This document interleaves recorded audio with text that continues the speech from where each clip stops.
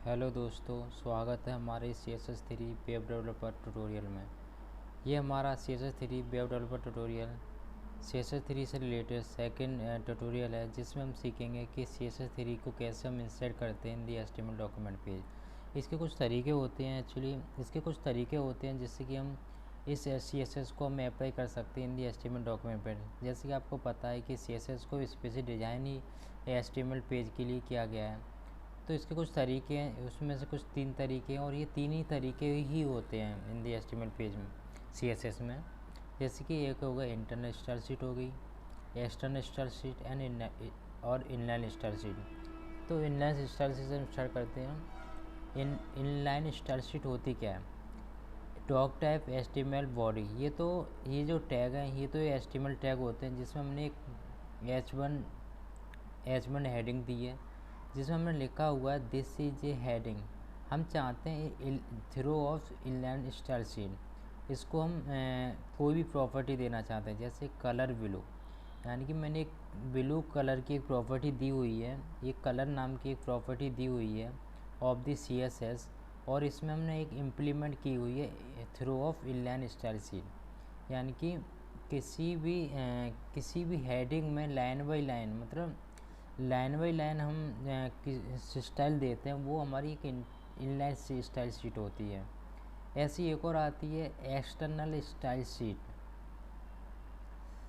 ठीक है, external style sheet में क्या होता है, हमें इसमें एक फ़ाइल क्रिएट करनी होती है, जिसका जो एक एक्सटेंशन होता है .css होता है। यानी कि हमें कोई फ़ाइल बनानी है, तो कोई भी फ़ाइल होती है जिसका हमें ध्यान देना होता है, जो उसका एक्सटेंशन होना चाहिए वो .css होना चाहिए, तभी वो फ़ाइल काम करेगी।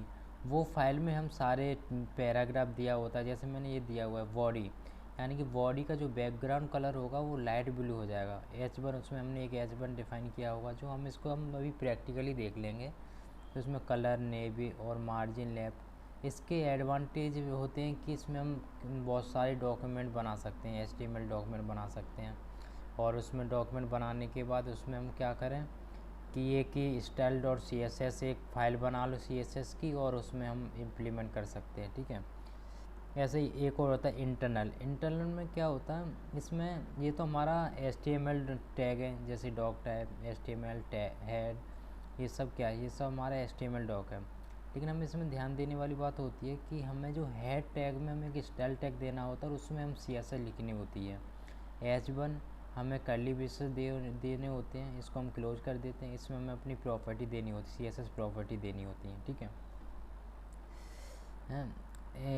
तो इसमें एक हम हेड टैग में हमने स्टाइल टैग दे दिया, इसमें हम देना होता है। इसमें क्या होता है कि H1 है, हम H1 को अगर हमें करना है, H1 को हमें CSS अप्लाई करनी है, उसको हमें डॉक्यूमेंट उसमें हमें अप्लाई करनी है। तो उसमें क्या होता है कि H1 हमने इसको सिलेक्टर या एज ए सिलेक्टर, यानी कि इसको हम बोलेंगे तो टैग सिलेक्टर बोलेंगे। हम आगे देखेंगे कि सिलेक्टर क्या होते हैं और उसको सेंटेंस क्या होता है। ठीक है, तो इसमें कलर देना होता है मैरून या मार्जिन लेफ्ट। हमने इसको H1 को हमने कलर दे दिया मैरून, और इसका मार्जिन दे दिया 40 पिक्सल्स। इनलाइन हमने देख ही लिया। इनलाइन में यही होता है कि लाइन बाई लाइन हम इंटर दें, लेकिन इनलाइन को हमें प्रायोरिटी ज़्यादा देनी होती है। अगर हम इनलाइन दें, CSS हम तीनों अगर अप्लाई करें, तो इनलाइन को प्रायोरिटी ज़्यादा मिलती है, जो हम आगे समझ लेंगे। ये कॉन्सेप्चुअली एक कॉन्सेप्ट है इस CSS का। ठीक है, तो इसको हम थोड़ा प्रैक्टिकली देख लेते हैं। मैं जो प्रैक्टिकली इसमें जो यूज करने वाला हूँ, वो है मैं VS कोड यूज करने वाली हूँ, यानी विजुअल स्टूडियो कोड। ठीक है, मैंने दे लिया H1, यानी कि मैंने एक डॉक्यूमेंट बनाया है। डॉक्यूमेंट एक HTML डॉक्यूमेंट है, जिसमें मैंने एक H1 लिया है।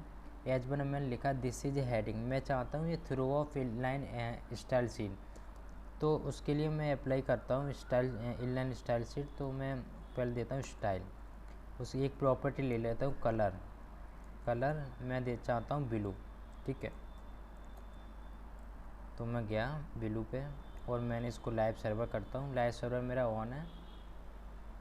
ये देखिए दिस इज हेडिंग, यानी ये ब्लू कलर हो गई। अब मैं आपको दिखाता हूँ इंटरनल CSS।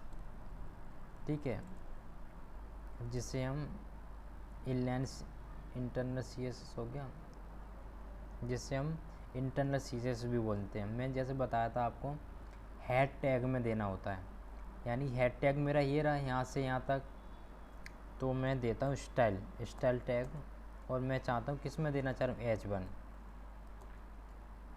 सॉरी H1, ठीक है। कर्ली ब्रेसेस और कलर, ठीक है।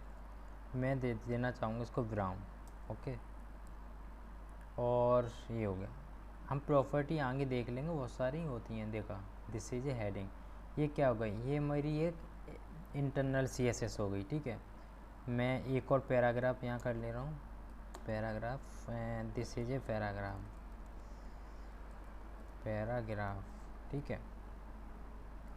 अब मैं इसको दे दे रहा हूँ इनलाइन दे दे रहा हूँ, ठीक है। कलर ब्लू दे दे रहा हूँ, ओके। देखिए मैंने इसको ये दे दिया। अब this is a paragraph, okay. अब मैं आपको एक्सटर्नल CSS भी अप्लाई करके दिखा दे रहा हूँ। तो एक्सटर्नल CSS में क्या होता है कि हमें एक फाइल बनाना होता है, जो कि आप अगर CSS आपने पढ़ी है तो हमें एक लिंक टैग बनानी होती है। लिंक टैग क्या होता है कि ये किसी भी एक्सटर्नल फाइल को एक्सेस कर सकता है। तो इसके लिए हमें फाइल नेम क्या है हमारा, जिसमें हम CSS बना रहे हैं। CSS फाइल कौन सी है मेरी, CSS file, this is a CSS file style.css, ठीक है, ये रहा, ओके, style.css, ओके। अब मैंने क्या दे दिया, style.css। अब मैं चाहता हूँ H1 को मैं इसको मैं एक और बना ले रहा हूँ, ठीक है, paragraph H2, this is a सब पैराग्राफ, ओके, सब हेडिंग, ओके। मैं एक हेडिंग बना लिया, सॉरी HR है ये तो, ओके H1, ओके। H1 से कोई मतलब नहीं होगा, क्योंकि H1 तो वो फिर दोनों में लग जाएगा ना, H2, ठीक है। मैं दिस इज ए सब पैराग्राफ, दिस इज ए सब पैराग्राफ, सब हेडिंग, सॉरी हेडिंग, ठीक है। तो मैं एक्सटर्नल जाता हूँ, एक्सटर्नल मैंने फाइल बना ली style.css, और मैंने H2 यानी कि मैं इसको कट कर ही दे रहा हूँ H2, इसको मैं दे रहा हूँ कलर ग्रीन, ठीक है, COLOR, कलर ग्रीन, ठीक है। देखिएगा, ये रहा, ये मेरा this is a heading, this is a सब ग्राफ। ये क्या है, ये मेरा एक्सटर्नल है ग्रीन वाला, और दिस इज हेडिंग, ये मेरा इनलाइन है, सॉरी इंटरनल है, और दिस इज पैराग्राफ, पैराग्राफ क्या इनलाइन है। तो इस तरह हम इसको डिफ़ाइन करते हैं।